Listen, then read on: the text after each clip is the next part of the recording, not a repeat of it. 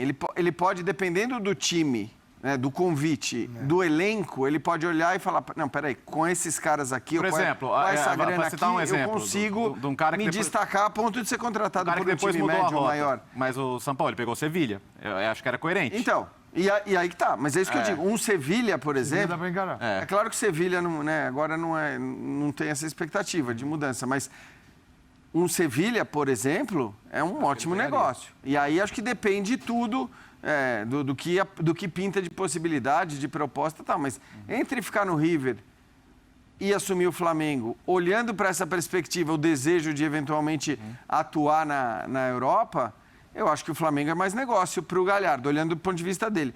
E pro Flamengo, me parece também a melhor opção, porque por mais que você possa achar bons técnicos, aí entra nessas especificidades e nessas idiosincrasias do futebol brasileiro. Não tem jeito, você precisa do lado Renato Gaúcho, entre aspas, né? Estou falando só como...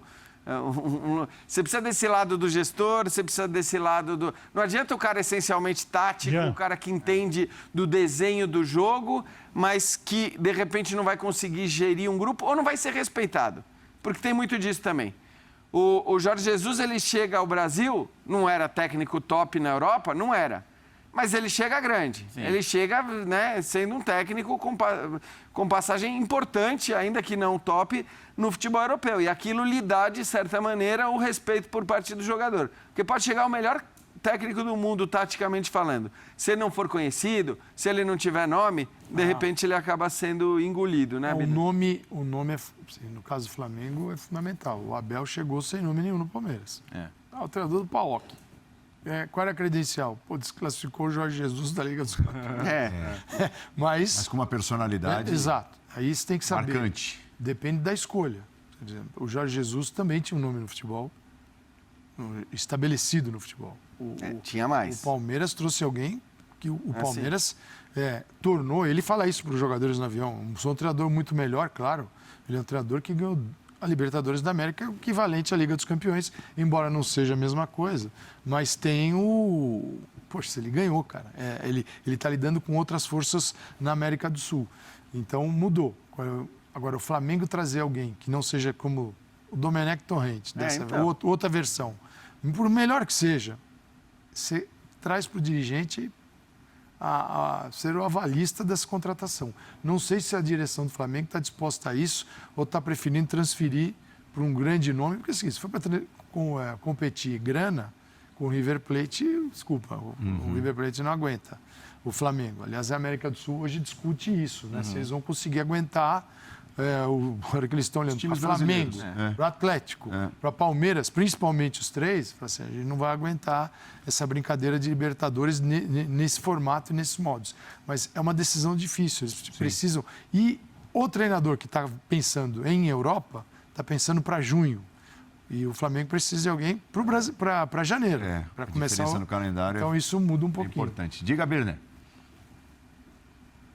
Eu gosto muito da ideia do Galhardo, mas a torcida do Flamengo precisa entender que ele é muito diferente do Jorge Jesus, que ele até hoje fez um tipo de jogo, aliás, alguns tipos de jogo diferentes do que o Flamengo fazia no tempo do português.